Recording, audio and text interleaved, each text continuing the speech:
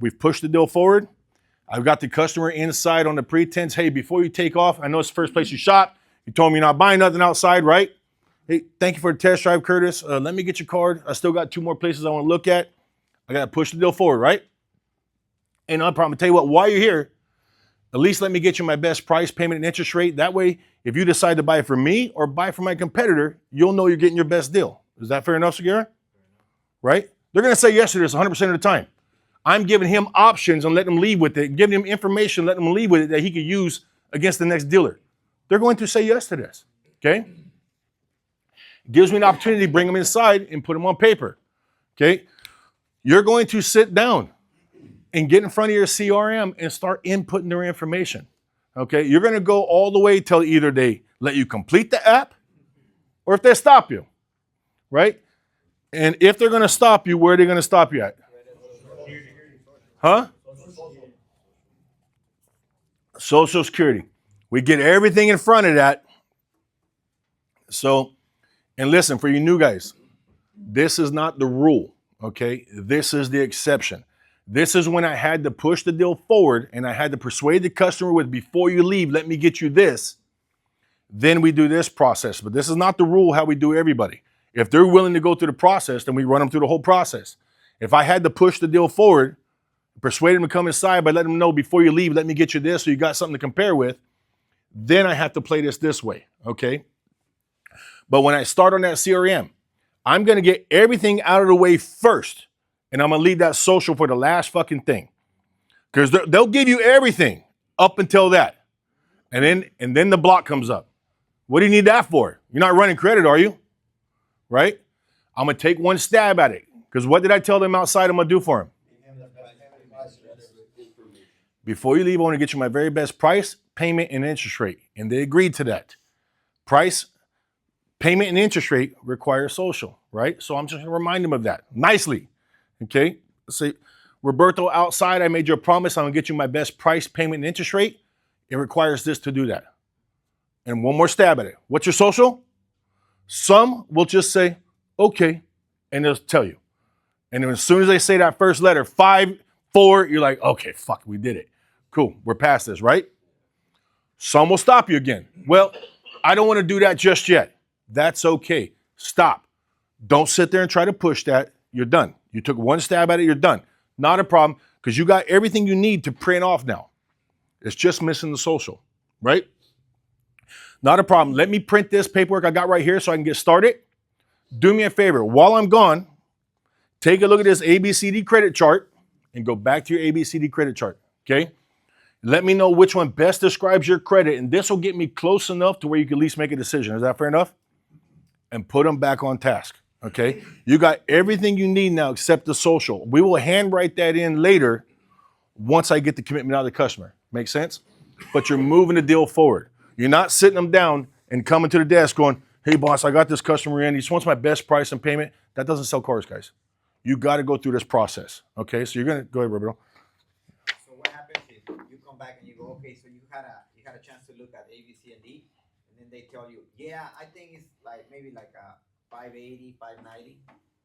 At that point, what do you do? You're like, oh, this guy, like, seeing all this crap. Typically speaking, if you're getting this beat up by 580s and 590s, you might have to go back to the drawing board. All right? Yeah, because typically if they're this resistant on credit and this information, you're generally dealing with good credit. But it sounds like these 580s are whooping your ass these days. So I need Roberto's closer to spend a little time with him. All right? We're going to go through different scenarios right now, though, okay?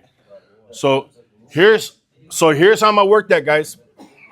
Listen, I want to go through this scenario with you because this is something you guys are running into, right? You persuade them to come inside, and now you don't know what to do from there. So you come and get your manager to try to save you, right?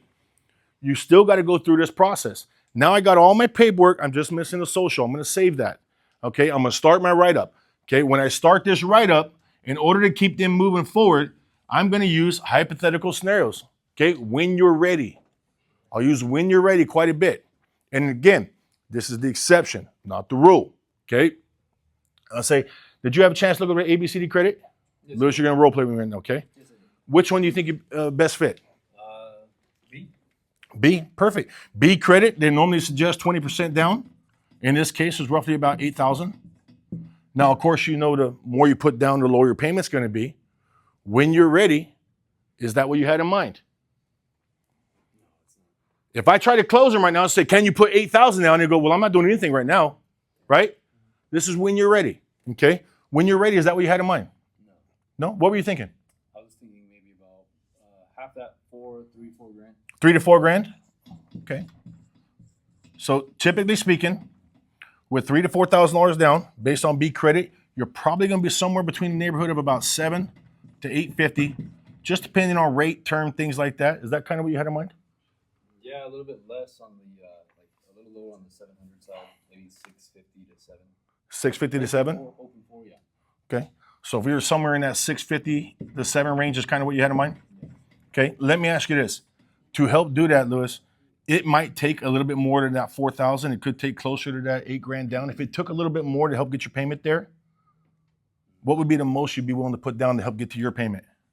Maybe 4,500, close to 5 grand, but it's not 45. So 45 to 5?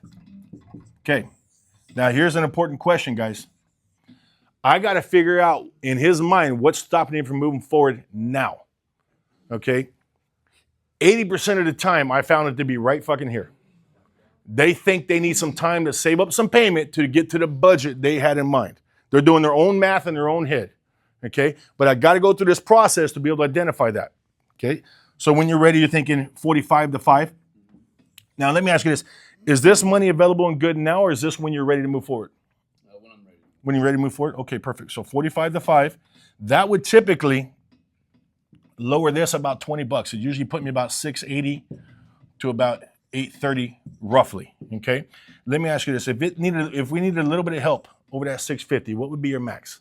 650 up to what? 680. If you guys can get me at 680, 650, 680, Okay. we can work something out. Now what I have to do is I have to create fear of loss, okay? I'm going to put the customer in a winning scenario. I'm going to create hope and doubt at the same time. And I'm going to put the customer in a winning scenario where I make an offer so good that they're afraid if I don't take advantage of this, this may not be available later, okay?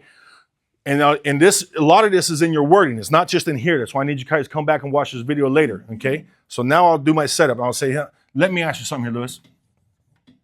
You're here right now. I'm here right now. Obviously, I came to work to sell a car today. Let me ask you this. We're probably in no threat of buying a car. This is where I'm creating my doubt, okay? But I want to do my very best while you're here. If there was a way to keep you at that 680, and I did it with no money out of your pocket, you kept your money, okay? Keep that $4,500 for a rainy day, or if that thing's just burning a hole in your pocket, don't be afraid to use a little humor either, okay? If that's burning a hole in your pocket, I'll help you spend it. I'm fucking good at spending money, bro, okay?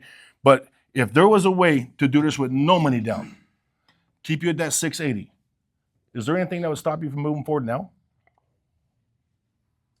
It would just depend on some other terms, but I mean, yeah. Okay. So if the term and the rate and everything else was correct and kept it at 680, no money in your pocket, to get to that payment, again, probably not in a big threat of buying a car, but I want to do my best for you while you're here. Okay. If there was a way to get that payment that low with no money down, all the numbers are going to move in your favor. They got no choice. Okay.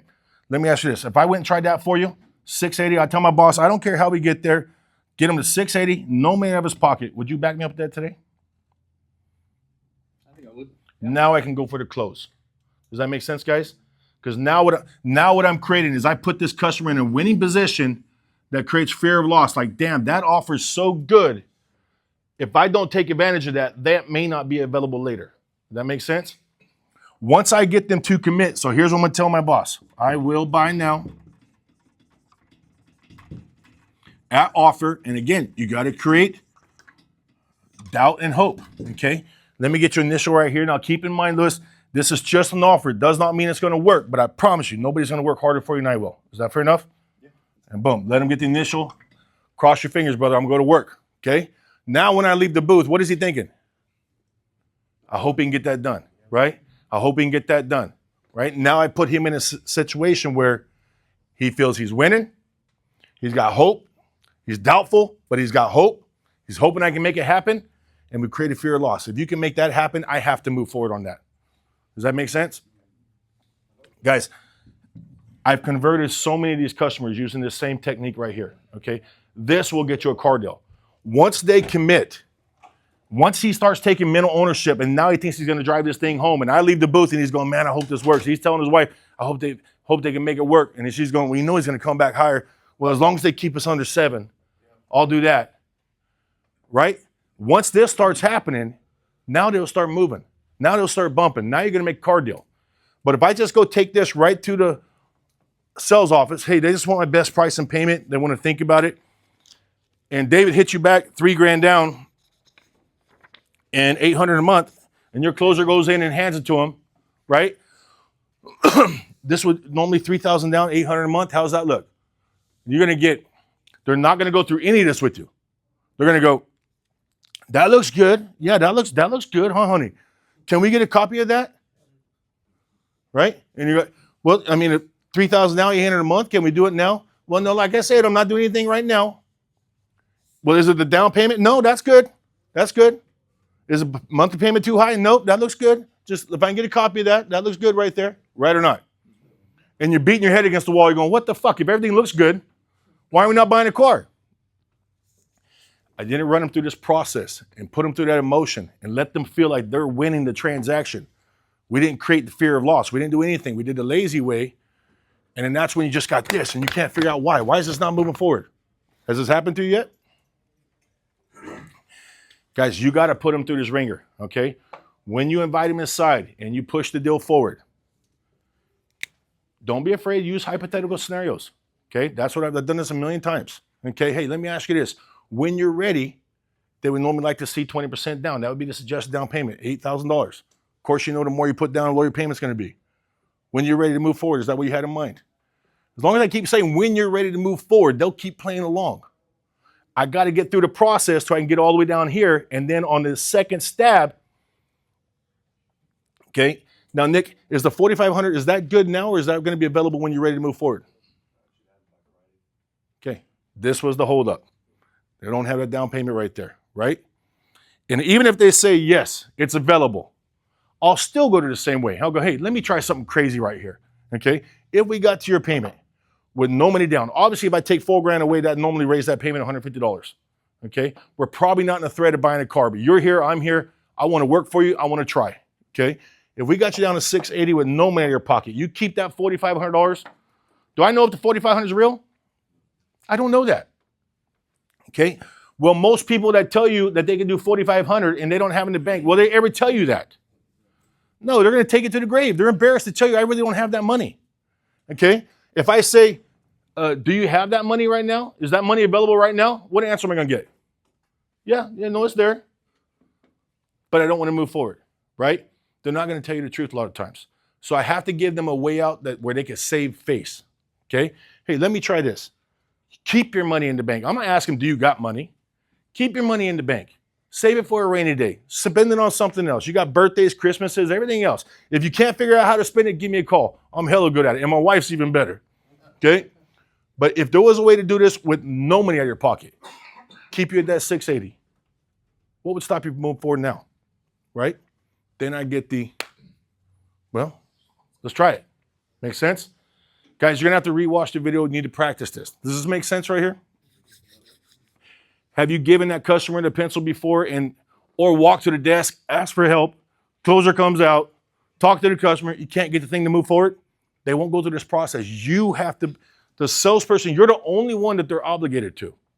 They don't care about your closer, your manager. You're the only one they're obligated to. They've spent 80% of their time they've spent with you outside now. You have this relationship.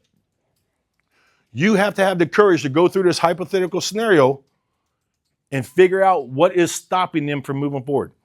Create a situation where they are winning and where they feel that's so good, I can't say no to that. And then you get them to move forward again. That make sense, guys?